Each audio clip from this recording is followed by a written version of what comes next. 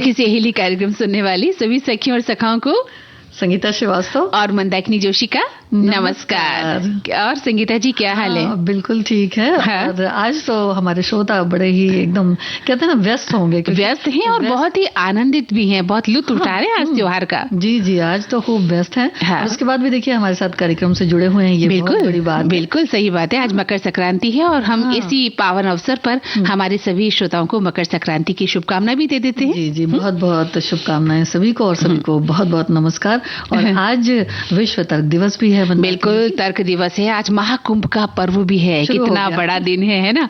और हमारे हो सकता है बहुत सारे श्रोता सखी और सखा इस महाकुंभ में गए भी हो। जी बिल्कुल और वहीं से सुन भी रहे हैं। ये भी हो सकता है। जी और कुछ बातें आगरा के किले की भी करेंगे, क्योंकि आज भारतीय विरासत स्थल की बात करनी है। बिल्कुल, और कुछ बातें हल्की फुल्की भी करेंगे। ठीक है, तो आज पतंगों पर बात करेंगे, किस तरह से हम मकर संक्रांति को बना रहे हैं और पतंगों को किस तरह से उड़ा रहे हैं और क्या क्या सावधानियां हमें बरतनी है। तो संगीता जी आज तो पूरे आकाश में पतंगे ही पतंगे हैं, लाल पीली हरी नीली, और इठलाती हुई सी डोल रही है। बहुत ही सुंदर समा है बाहर का। और मुझे लगता है कि इस स्टूडियो से भी हम उस आकाश को देख पा रहे हैं। हमारे कुछ श्रोताओं को भी देख पा रहे हैं जो पतंगबाजी में व्यस्त है। हाँ, तो आज तो हमारे श्रोता समझ ही नहीं पाते हैं कि भाई करें तो क्या करें। पतंग लेकर के फिर उसको सीधा उड़ाने जाएं या फिर खाना पीना, फिर पूजा पाठ, पूरा दिन आज व्यस्तता में बीतता है। और ऐसे में अगर पतंग कट के आपकी छत पे आ जाती है तो आप भागकर उस पतंग को लूटने चले जाते हैं ना। आज का दिन तो ऐसे ही बीतेगा और अच्छा दिन है, बहुत शुभ दिन है, उत्साह का दिन है, लेकिन बहुत ही रंग भरा हुआ है पतंगों से रंग बिरंगे। और समा भी सुहाना है और खाना भी, स्वादिष्ट व्यंजनों की जो है खुशबू हमारे श्रोताओं के घरों से हम तक पहुंच भी रही है ना। तो एक आज खास दिन भी है, वैसे तो बहुत सारे खास दिन है। आज विश्व तर्क दिवस भी है। तो आप जानती हैं कि सोचने और समझने की जो क्षमता है वो हम खासतौर से हम इंसानों की सबसे बड़ी विशेषता बताई जाती है ना। हम ही सोच पाते हैं, समझ पाते हैं। यानी हम इंसान या जो मनुष्य हैं उसकी परिभाषा जो है चेतना, ज्ञान और तर्क जैसी अवधारणाओं से ही जुड़ी हुई है। तो इसी वजह से हम सबकी जिम्मेदारी भी बहुत ज्यादा हो जाती है। हाँ, कि बातें जो है उनको सोचना भी है, समझना भी है और उसको तर्क के हिसाब से देखना भी है। और वैसे भी अगर देखा जाए मंदाकिनी जी, तो मनुष्य जो है वो तार्किक प्राणी कहा जाता है, तर्क संगत के रूप में भी जाना जाता है। और इसी तर्क ने दर्शन और विज्ञान के विकास में एक कह सकते हैं कि मुख्य भूमिका निभाई है। बिल्कुल संगीता जी। और आज का दिन जो है विश्व तर्क दिवस के रूप में जो हम मना रहे हैं, इसकी घोषणा जो है यूनेस्को ने नवंबर 2019 में कर दी थी।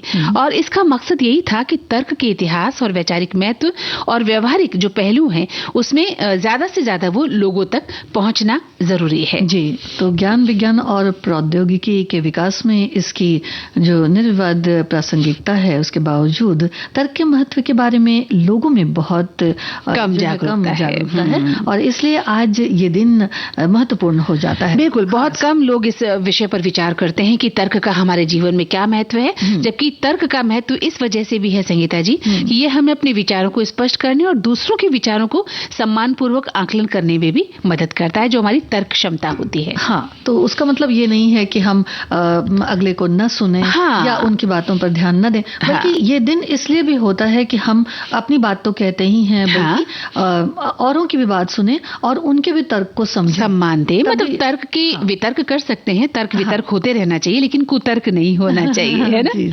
तो आज का दिन बहुत खास है और हमारे श्रोता जानते हैं कि जो सोचना है, समझना है, जानना है, गुथना है, मन को मथना है, ये सभी हम इंसान करते हैं। तो इसको एक सकारात्मक रूप में ले, तर्क बुद्धि जो है उसको विकसित करें और हर चीज का जो है तार्किक जो पहलू है उसे जानने की कोशिश भी करें।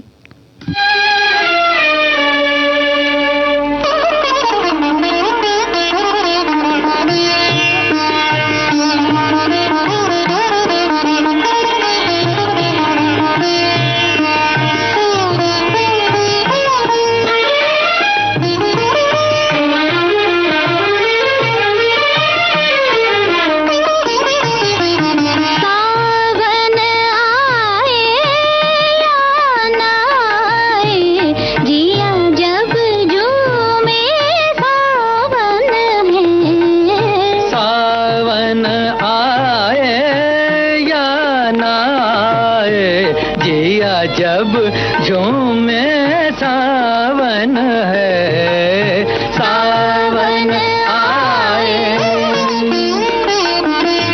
प्यार मिले जब दिल से दिल के, वही समय मन भावन है, वही समय मन भावन भावन है, सावन आए।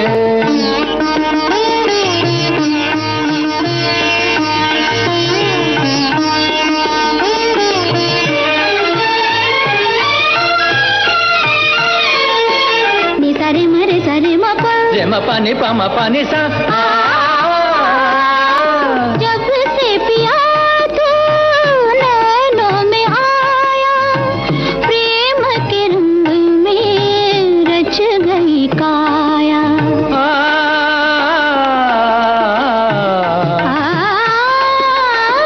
बागों में वन में नील गगन में, सब में है तेरे रूप की छाया।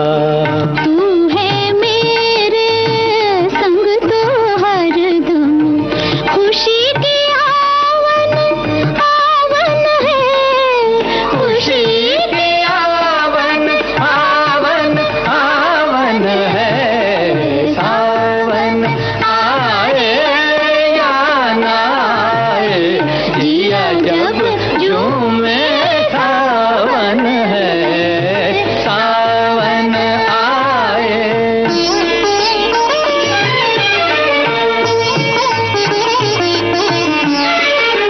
निसनी सरे पमरे मा पासानी, अखियां मजीरे मन एक तारा, इनमें बाजे नाम तिहारा।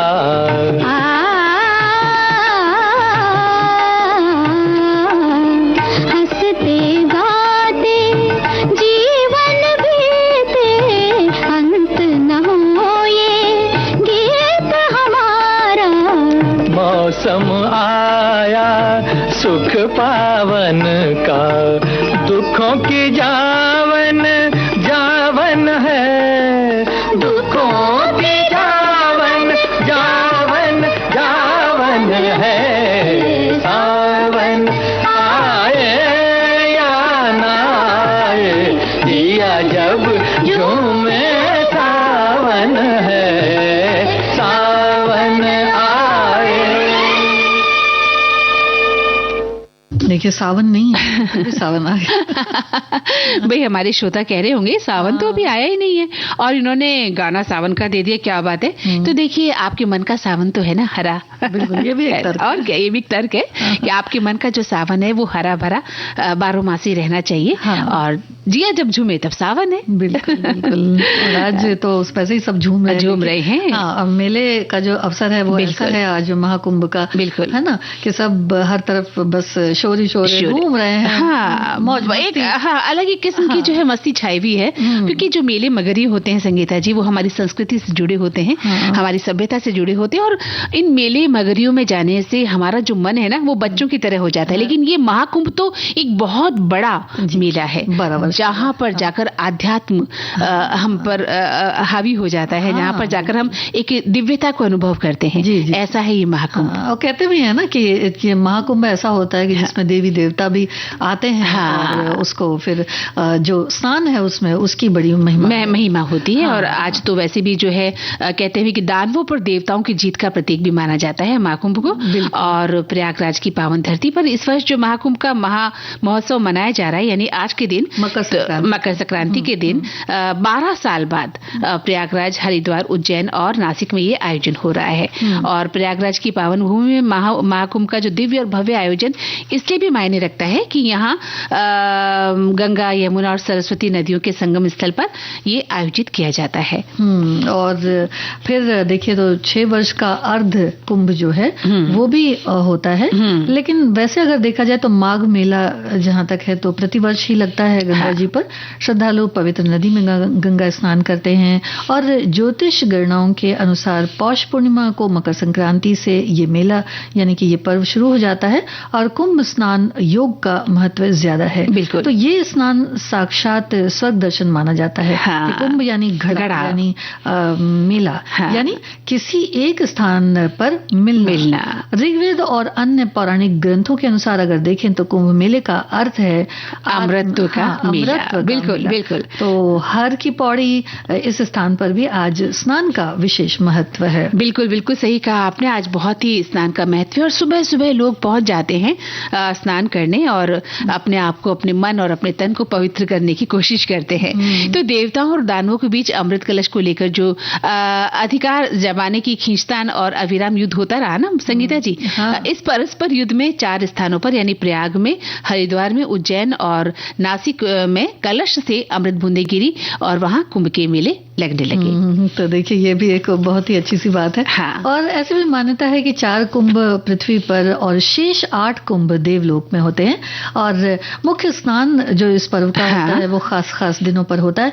पौष पूर्णिमा का स्नान होता है, मकर संक्रांति यानी जो आज है, मौनी अमावस्या, और फिर उसके बाद बसंत पंचमी का दिन है या माघी पूर्णिमा है, महाशिवरात्रि है। इन अवसरों पर भी ये होता है, ऐसी मान्यता की गई है। और ऐसा पुराण ग्रंथों में भी कहा गया है कि इस कुंभ मेले के दौरान पृथ्वी से स्वर्ग के लिए सीधे द्वार खुले होते हैं और इस पावन महाकुंभ में स्नान, तप, ध्यान, मोक्ष, शांति और भक्ति भी आपको प्राप्त होती है।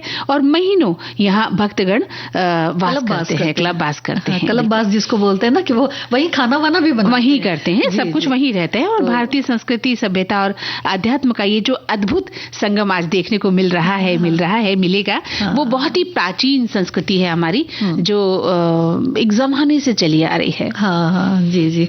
और एक छोटा सा अंतराल लेते हैं। हाँ बिल्कुल।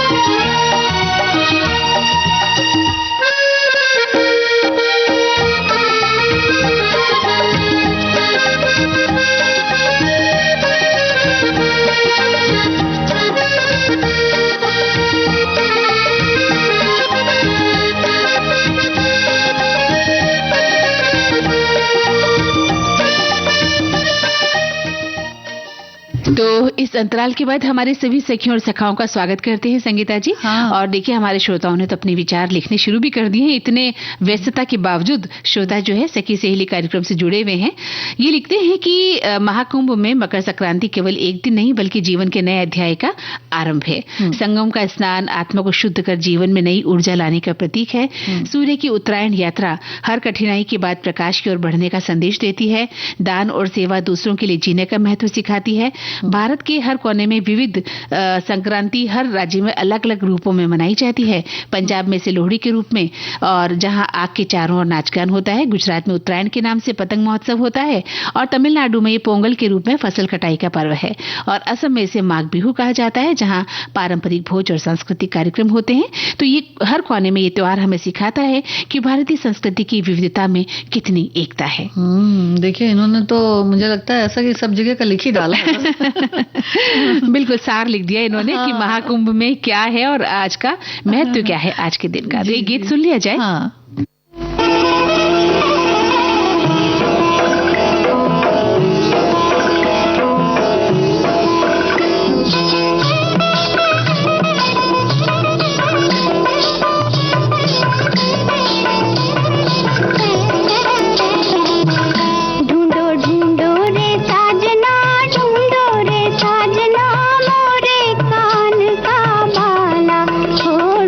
ढूंढो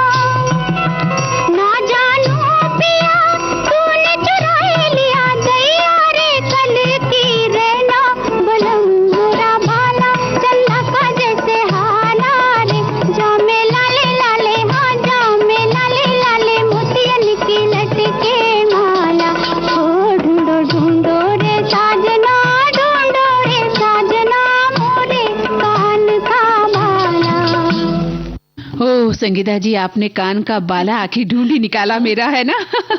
देखिए, कुंभ के मेले में हम अपनी सभी सखियों और सखाओं को भी कहना चाहेंगे, अपना ध्यान रखें, अपने सामान का ध्यान रखें, अपने जो जेवर जो आप पहन कर गए हैं, है ना, उनका ध्यान रखें। जैसे अभी भी मेरे कान का बाला संगीता जी ने ढूंढ के दिया है।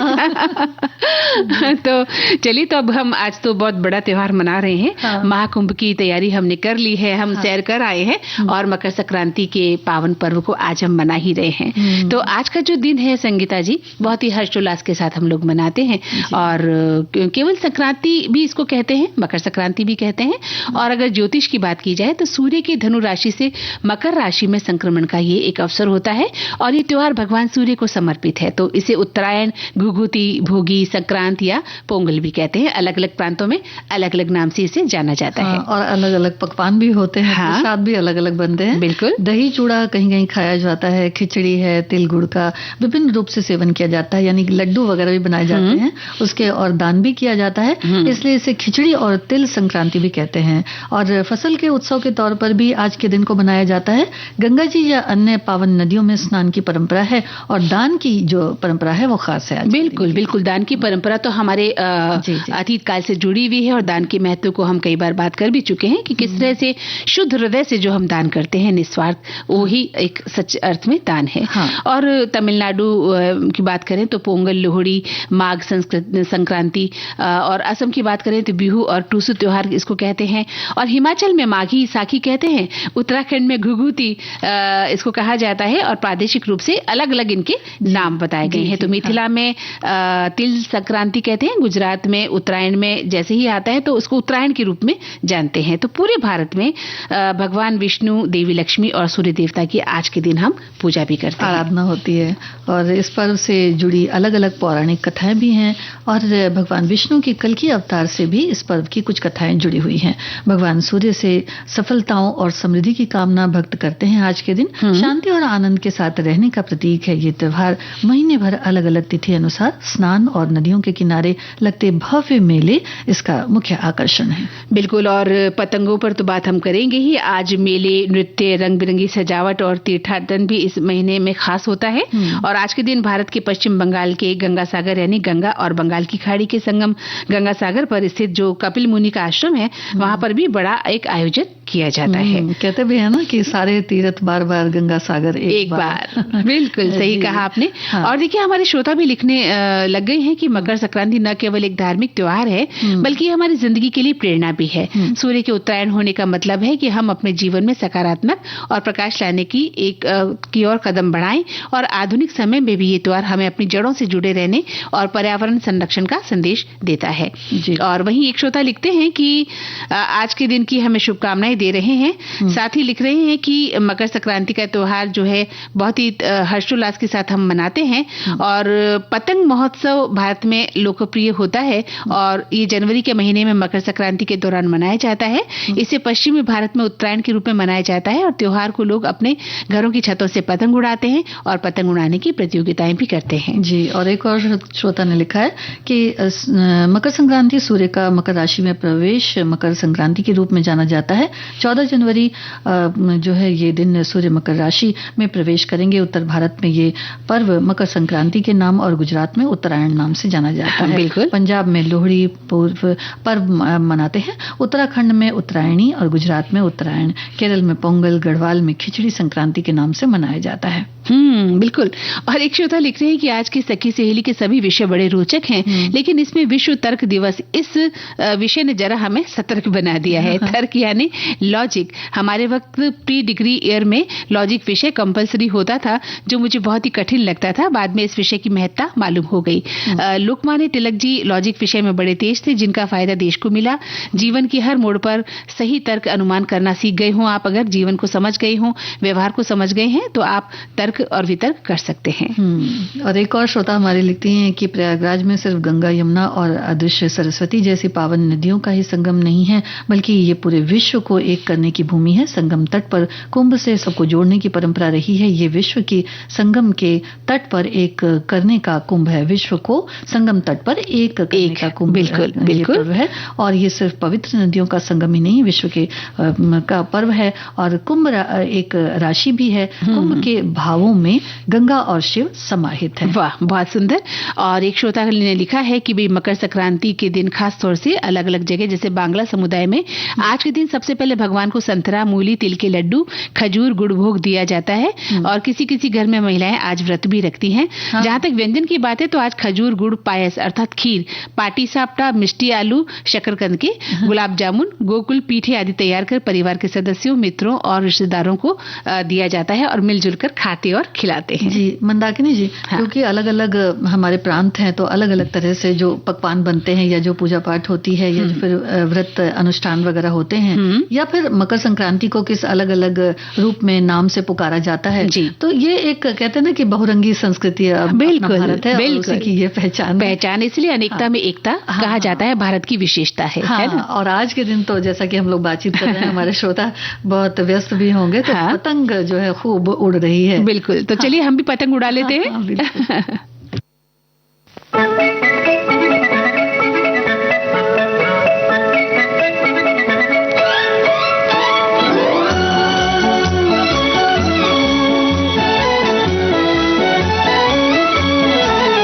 चली चली रे पतंग मेरी चली रे, चली चली रे पतंग मेरी चली रे, चली बादलों के पार होके डोर पे सवार सारी दुनिया ये देख देख चली रे, चली चली रे पतंग मेरी चली रे।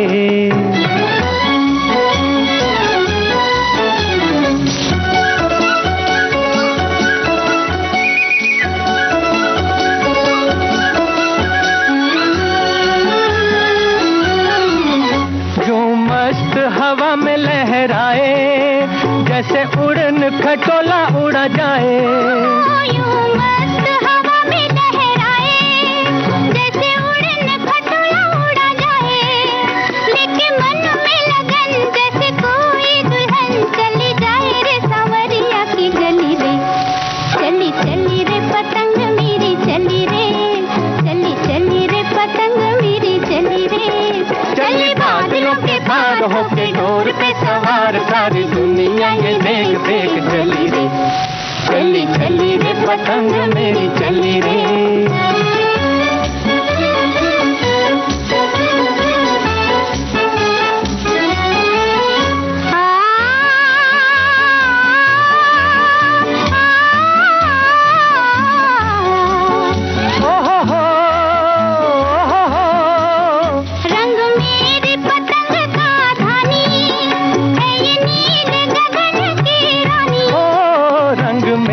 पतंग का धानी है ये नील गगन की रानी, बाकी बाकी है उठान है उम्र भी जवान, लागे पतली कमर बड़ी भली रे, चली चली रे पतंग मेरी चली रे, चली चली रे पतंग मेरी चली रे, चली बादलों के पार होके डोर पे सवार सारी दुनिया ये देख देख चली रे, चली चली रे पतंग मेरी चली रे।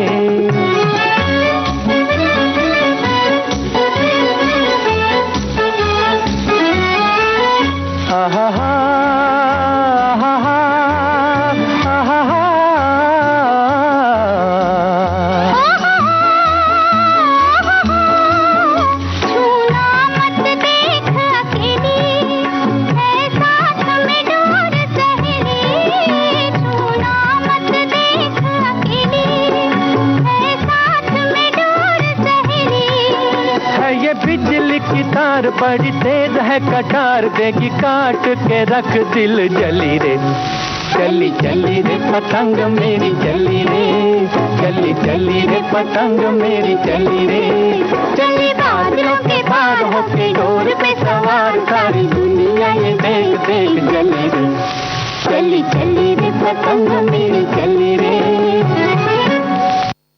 तो देखा संगीता जी आपने इतना चित्रगुप्त जी की पुण्यतिथि, हाँ उन्हीं का जो है आपने संगीतबद्ध गीत सुनवाया है, चली चली रे पतंग मेरी चली रे। और आप देखिए चित्रगुप्त जी का अगर संगीत हम सुने तो लाजवाब संगीत उन्होंने हमें दिया। और आप जो प्रोग्राम दे रही थी विविध भारती की गीत माला, उसमें आज अपने चित्रगुप्त जी को ही सम्मिलित किया था और हम सुन रहे थे कि श्रोता भी बहुत पसंद करते हैं चित्रगुप्त जी का बहुत बहुत बहुत। तो उनका ये गाना कितना फेमस है ना, कितना प्रसिद्ध है ये गाना। और ऐसा कोई अवसर नहीं गया होगा कि जब हमने इस गाने को इन खास अवसरों पर नहीं सुना होगा। ऐसा कोई दिन नहीं होगा। बल्कि ऐसा लगता है कि अगर इस गीत को ना सुना जाए तो वो त्योहार ही नहीं है, त्योहार ही नहीं। हाँ, अधूरापन लगता है। और आज भी ये गीत उतने ही नए लगते हैं जैसे अभी भी बनकर तैयार हुए हों। तो ये खासियत थी उस समय के संगीत की। जबकि चित्रगुप्त जी शुरुआती दौर के संगीतकार। हाँ, बहुत। आप देखिए कितना पुराना गीत है और आज भी समसामयिक लगता है। आज भी जब हम पतंग उड़ाते हैं तो छतों पर ये गीत बजता हुआ हमें सुनाई देता है और उस वक्त पतंग उड़ाने का जो मजा है वो और बढ़ जाता है, दोगुना हो जाता है। तो ऐसा संगीत रचा गया था। और अब एक अंतराल ले लें हम। हाँ।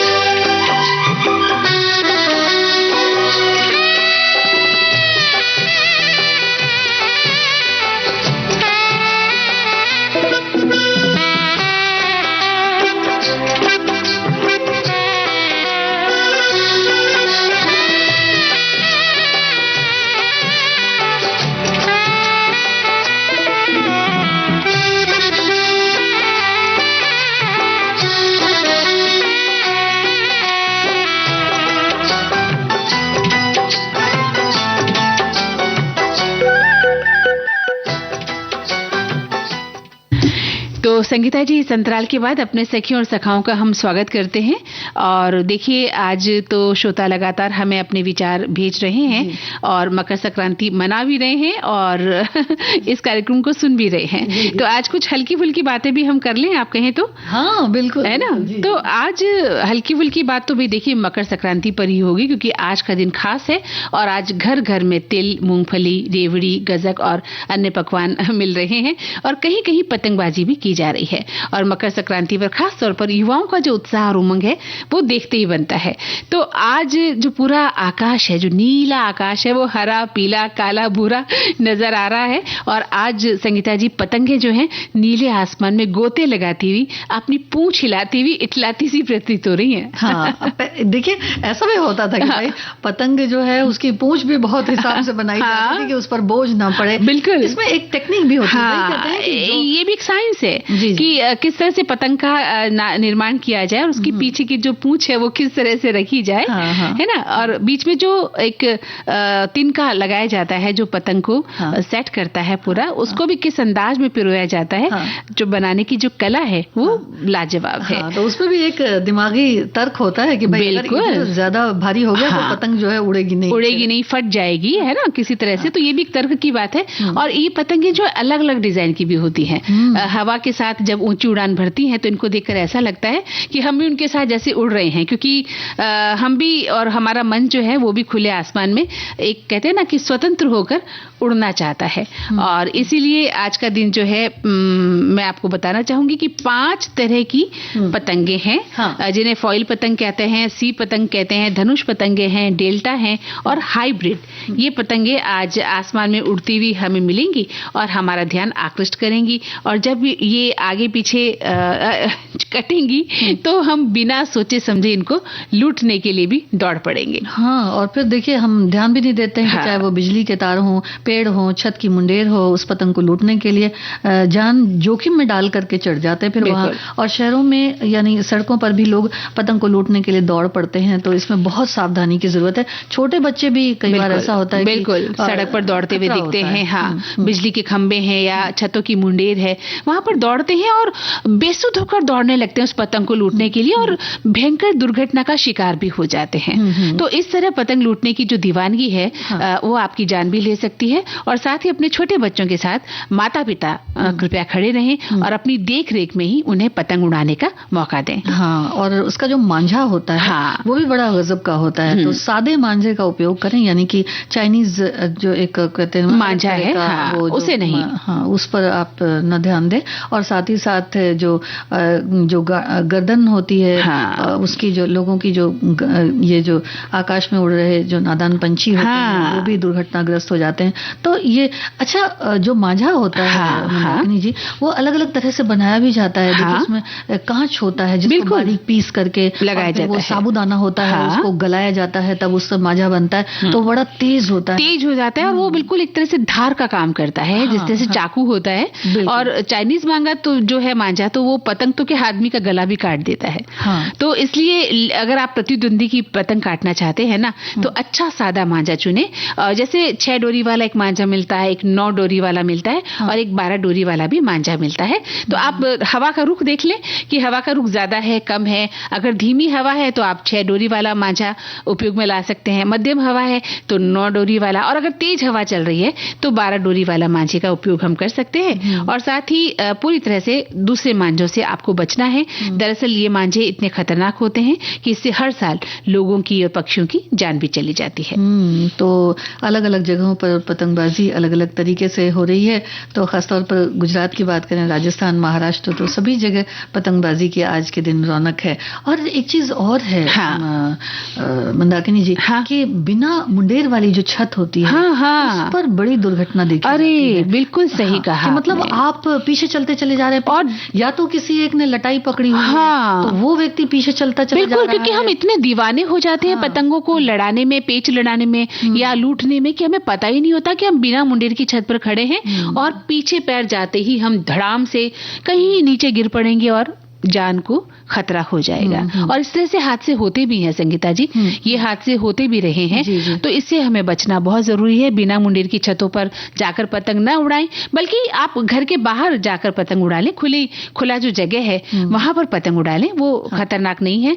और पतंग लूटने के लिए इतनी दीवानगी मत दिखाएं कि आप बिजली के खंभे छू लें, आप तार छू लें, या आप सड़क भरी हुई सड़क पर दौड़ रहे हैं बेसुध, सामने से कार आ रही है, स्कूटर आ रहा है, कुछ भी आ सकता है। तो इसका ध्यान रखें और पतंगबाजी का आनंद लें। जैसे कि गुजरात में आज पतंगबाजी का जो है महोत्सव होता है और इस महोत्सव में देश विदेश से पतंग उड़ाने वाले भी लोग आते हैं और बच्चों से लेकर बूढ़े आज छतों पर, पार्कों में, खुले मैदानों में पतंगबाजी करते नजर आते हैं। बड़ी बड़ी भी होती हैं, बड़ी बड़ी पतंगे होती है। चांदा पतंग भी होती है जिसमें कि अंदर एक दीपक लगाया जाता है और पतंग उड़ती है। हल्की जब रात होने लगती है तब वो पतंग आकाश में आपको चमकती हुई भी दिखाई देती है। तो बड़ा सुंदर दृश्य होता है। लेकिन मकर संक्रांति के इस पर्व को आप सार्थक बनाएं, लेकिन अपनी जान को जोखिम में डालकर नहीं।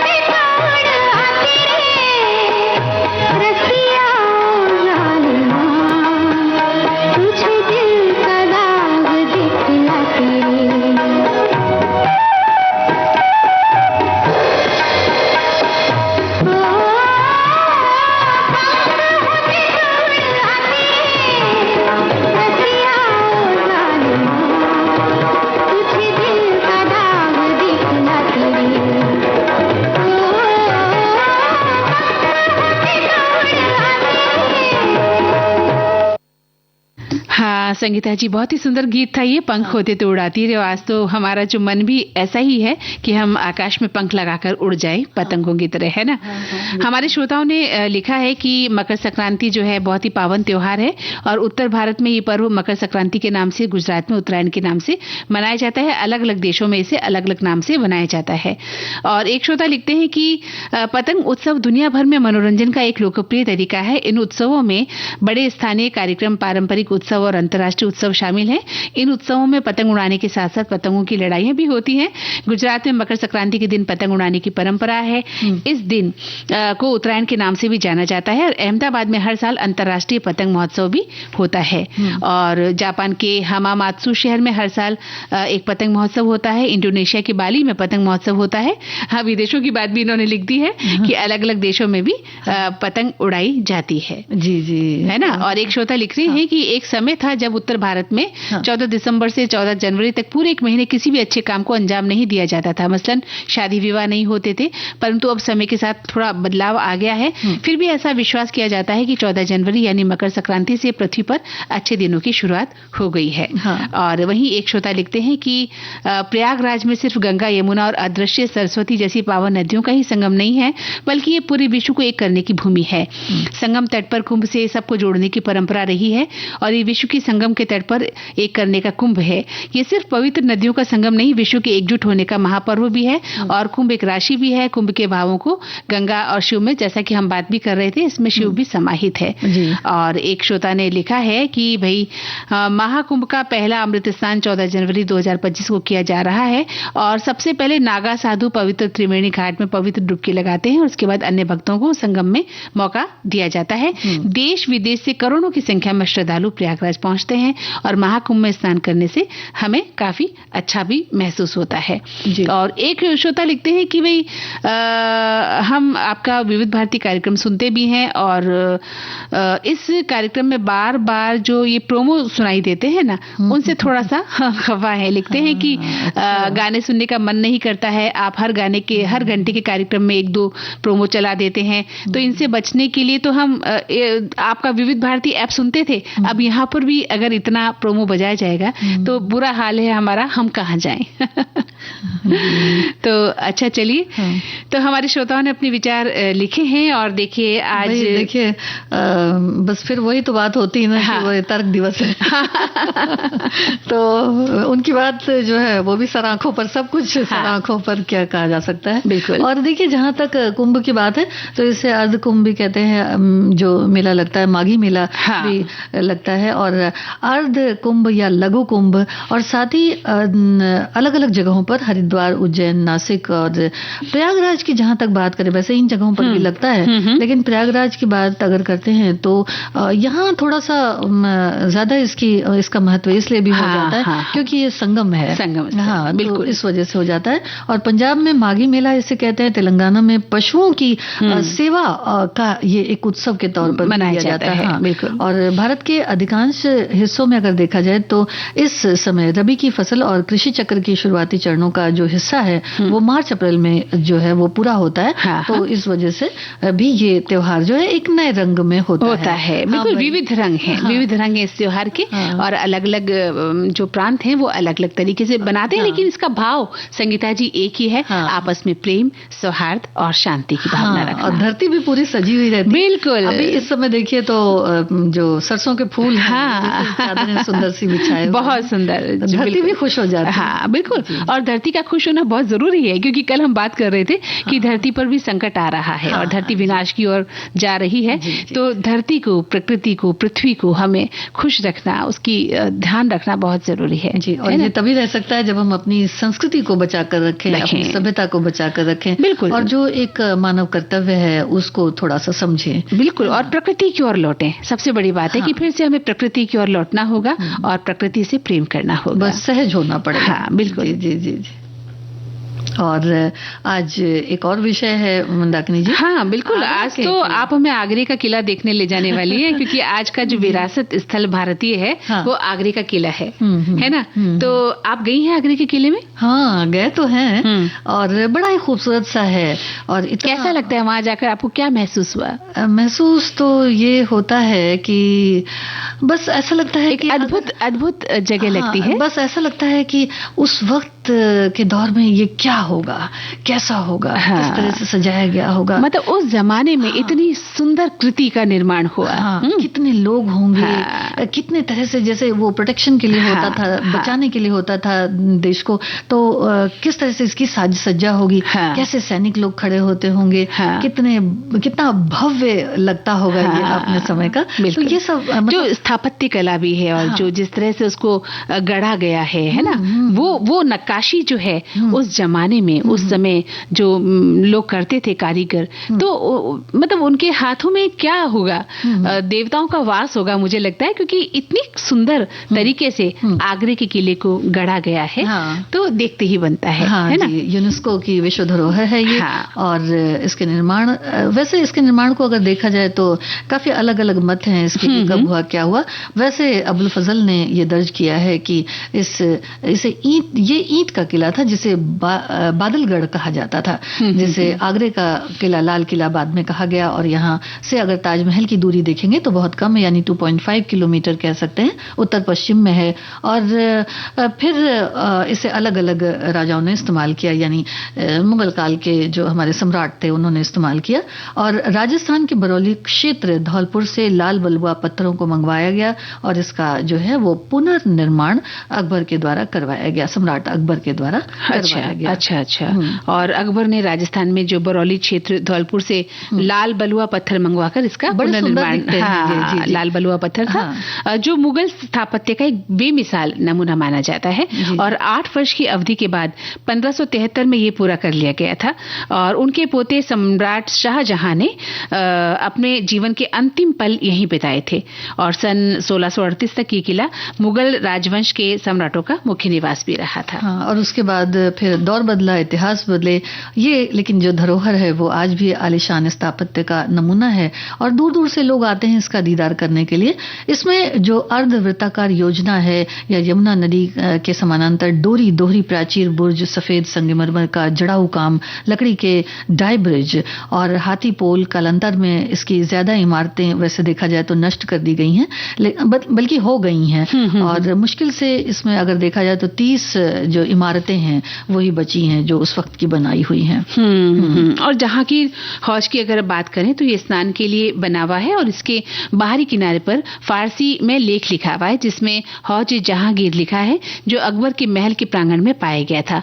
और अब ये दीवाने आम के भी सामने है। हाँ, शाहजहानी महल भी है, सफेद संगमरमर का जो बना हुआ है, लाल पत्थर से ये बना है, जहांगीर महल के बीच है। और इसमें हॉल हैं, कमरे हैं, अष्टकोणीय मीनारें हैं। मतलब ये खास चीजें हैं जो उस वक्त मिला जुला कर बनाई जाती थी। वैसे ये देखा जाए तो ईरानी और भारतीय स्थापत्य कला का मिला जुला नमूना इसे कह सकते हैं। बिल्कुल। फूलों की सुंदर डिजाइन, विशाल संगमरमर की दलान, और अलग अलग मेहराबें जो हैं, पश्चिमी खाड़ी के घर जो हैं, या इसको गजनी गेट था वहां पर। बाबर की जो है बावली, वो एक कुआं है काफी प्रसिद्ध जी। तो ये चीजें हैं वहां पर है। और एक गजनी दरवाजे के भी जिक्र करना बहुत जरूरी होगा। जब हम वहां की सैर करने निकले ही हैं, तो इसमें अरबी में शिलालेख लिखे गए हैं, और ये षटकोणीय और अष्टकोणीय पैनल से बना हुआ भी है। हाँ, और कहते हैं ना कि जंजीरे आदल है ना, तो ये जहांगीर के न्याय की ये जंजीर थी, जो लोगों की शिकायतों के निवारण का एक तरीका कह सकते हैं था, कि न्याय के लिए उन्होंने, वो बहुत माने जाते थे। वैसे अगर देखा जाए तो जहांगीर का जो समय है वो न्याय के लिए ही माना जाता है। तो शुद्ध सोने की जो जंजीर थी वो बनी हुई थी, और 80 फीट थी और इसमें 60 घंटियां लगी हुई थी और इसका वजन भी बहुत ज्यादा था, 1 क्विंटल। और इसका एक सिरा शाह बुर्ज की जो लड़ाई की दीवारों से और दूसरा सिरा नदी किनारे एक पत्थर के खंबे से जुड़ा हुआ था। और इसे देखकर काफी सारे इतिहासकारों ने भी अपनी अपनी बातें लिखी, क्योंकि अब ये चीजें तो वहां नहीं है, बिल्कुल, लेकिन लेखन से और इतिहास उसका जिक्र किया गया है। हाँ, हाँ, बिल्कुल। और एक है मुथम्मन बुर्ज, तो शाह बुर्ज और झरोखा के नाम से है और ये महल आगरा किले के सबसे बड़े गढ़ पर बना है जो नदी के किनारे है। सम्राट अकबर यहाँ से झरोखा दर्शन करते थे और सूर्य उपासना भी वो इसी विशाल दालान, जालीदार स्क्रीन जिसे कहते हैं, शीश महल की ओर जाने वाले कमरे और शैलीगत जो लताएं थी, नक्काशियां थी, नक्काशीदार पौधे थे और ये शाहजहां की सबसे अलंकृत इमारतों में से एक माना जाता है मुथम्मन बुर्ज। और इस सभी खास महलों से जुड़ा हुआ है। आज भी इस बुर्ज से ताजमहल का नजारा दिखता है और शाहजहां ने अपने कारावास के 8 साल इसी परिसर में बिताए और यहीं पर उन्होंने प्राण भी त्यागे थे। और यहाँ पर एक बड़ा सुंदर सा एक हॉल है, उसको विशाल कहेंगे, विशालकाय। तो वहाँ एक लगा हुआ है छोटा सा एक खंबे में लगे हुआ है एक शीशा, अब तो लगा देते हैं। वहां पर अगर आप शीशा लगा के, मतलब वो गाइड ही लगाते हैं, वो शीशा अगर वहां पर अभी भी फिक्स करा जाए तो वहां से सीधा ताजमहल दिखाई देता है। बिल्कुल बिल्कुल बिल्कुल। क्या मतलब उसकी ज्यामिति होगी, यानी कि किस तरह से वो चीज सोची गई। यहाँ पर भी वही बात तर्क की आ जाती है कि क्या दिमाग को लगाकर ये चीज गढ़ी। ताजमहल वो अंत तक वो देखते ही रहे। बिल्कुल।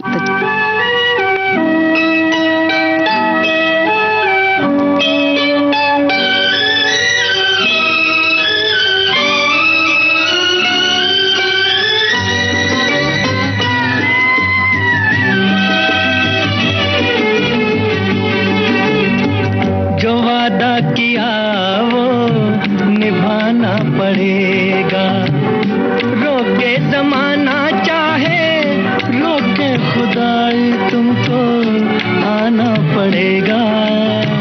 जो वादा किया वो निभाना पड़ेगा।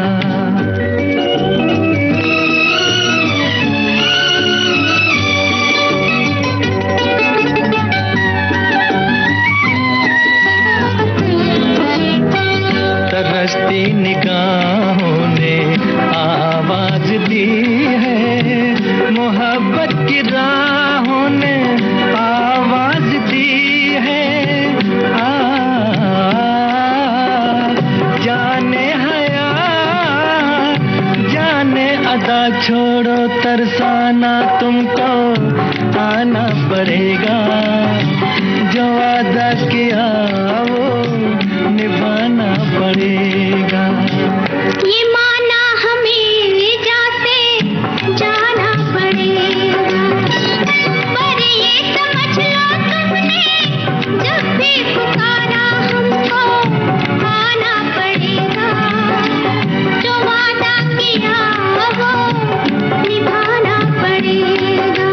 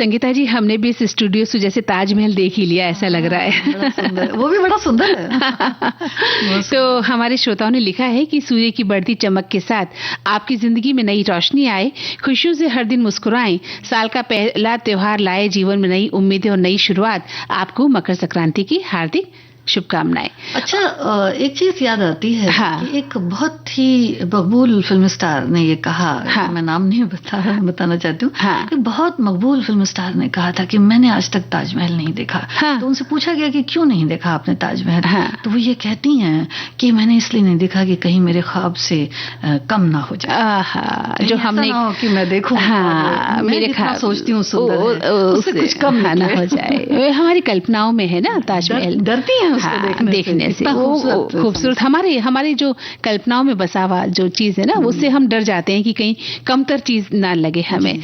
और एक श्रोता ने देखिए बहुत ही काम की बात लिखी है कि बचपन में पतंग उड़ाना मुझे अच्छा लगता था और मुझे अनुभव याद आता है कि घर की छत पे पतंग उड़ा रहा था और पतंग कट के लहरा रही थी। मैं उसे पकड़ने के चक्कर में नीचे गिर पड़ा और मेरा हाथ फ्रैक्चर हो गया, हाथ पे प्लास्टर बंध गया और लेने के देने पड़ गए। है ना? यही तो बात कह रहे हैं कि मतलब त्योहार मनाएं, लेकिन इसके साथ साथ थोड़ी सावधानी रहेगी अगर, तो फिर मजा जो है वो दुगना हो जाता है। बिल्कुल, सतर्कता बहुत जरूरी है। और जैसे ही देखो इनकी सावधानी हटी और दुर्घटना घटी। जी। और इसी तरह से मेले में भी सावधान रहने की बहुत जरूरत है ना? कि आप जहां पर भी जाते हैं उसके बारे में आप थोड़ा सा पता कर लें कि भाई ये जगह है तो यहाँ हमको कैसे जाना है, कैसे आना है, उसके बारे में पूरा पता कर लें तो वो बहुत अच्छा होता है। बिल्कुल, भावुकता में नहीं जाएं, किसी ठोस धरातल पर आपको जाना है। आप कहीं भी जाएं, किसी भी मेले में जाएं, किसी भी स्थान में घूमने जाएं, एक तो सिर्फ हम कल्पना और भावुकता के आधार पर जाते हैं, वहां जाकर फिर हमें दिक्कत होती है। तो आपको पहले से तैयारियां करनी होगी कि आप किसी भी मेले में जा रही हैं या कहीं भी स्नान ध्यान के लिए भी जा रहे हैं तो सारी सतर्कता बरतते हुए जाएं। एक श्रोता ने लिखा है कि आगरे का किला, ये किला मुगल स्थापत्य कला का एक आदर्श उदाहरण है। यहाँ स्पष्ट है कि कैसे उत्तर भारतीय दुर्ग निर्माण दक्षिण भारतीय दुर्ग निर्माण से भिन्न होता था। दक्षिण भारत के अधिकांश दुर्ग सागर किनारे निर्मित हैं।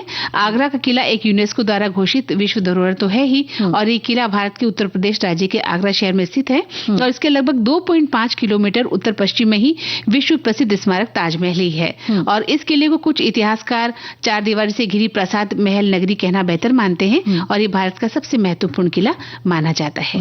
बिल्कुल। और एक और श्रोता ने लिखा है कि पतंग महोत्सव भारत में एक लोकप्रिय त्योहार है और जनवरी के महीने में मकर संक्रांति के दौरान मनाया जाता है। इसे पश्चिमी भारत में उत्तरायण के रूप में भी मनाते हैं और लोग अपने घर पे इस दिन पतंग उड़ाना बहुत ही पसंद करते हैं और प्रतियोगिताएं भी इससे मिलती जुलती होती हैं। बिल्कुल। और हमारे एक और श्रोता ने लिखा है कि आज विश्व तर्क दिवस भी है, तो ये कहना चाहते हैं कि क्या ये सही है कि जो है कुछ एक कार्यक्रम विज्ञापन उसके बारे में भी इन्होंने लिखा है। तो फिर वही बात है कि है ना। और एक हमारी और श्रोता ने लिखा है कि इस दिन मतलब विश्व तर्क दिवस है, तो भाई वाह क्या बात है। तो तर्क का भी दिवस है, वो भी वैश्विक। कहा गया है कि अनुमान यानी कि अनुमानम खलु तर्कपेक्षाम, है ना, यानी किसी का शुद्ध और सुनिश्चित ज्ञान प्राप्त करने के 4 साधन प्रत्यक्ष, अनुमान, युक्ति और आप्तोपदेश है। इसमें अनुमान को ही तर्क की अपेक्षा करने वाला बताया गया है, किंतु इस तर्क के क्रम में वाद, जल्प और वितंडा से बचना चाहिए, ऐसा भी निर्देश दिया गया है। तब कहीं जाकर जो है वो कहते हैं ना कि विशुद्ध ज्ञान जो है वो होता है। बिल्कुल, बहुत अच्छा। और अब समय बिल्कुल भी नहीं बचा है। तो सखी सहेली कार्यक्रम से सभी को एक बार फिर से मकर संक्रांति की ढेरों शुभकामनाएं, महाकुंभ पर्व की ढेरों शुभकामनाएं, बहुत सारी शुभकामनाएं। और लेते हैं इजाजत सभी को। संगीता श्रीवास्तव और मंदाकिनी जोशी का नमस्कार।